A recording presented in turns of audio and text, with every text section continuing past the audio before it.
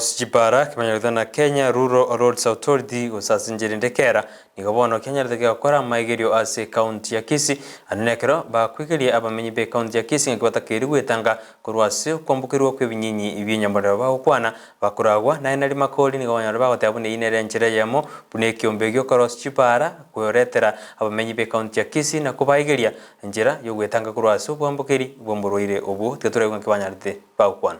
Kenya Rural Roads Authority Kisii region has today made a road show through our three constituencies, that is Bonchari, South Mogirango and Bomachoge Chache, to sensitize our people on HIV/AIDS. HIV/AIDS, as I have said, is one of the pandemic that is eroding our labor, and that is why, as an authority, we have an obligation to educate our people on how to conduct themselves during and after the construction of the road.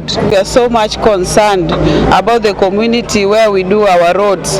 That's why we've come here to help the people around to know much about HIV and AIDS and how we can prevent it.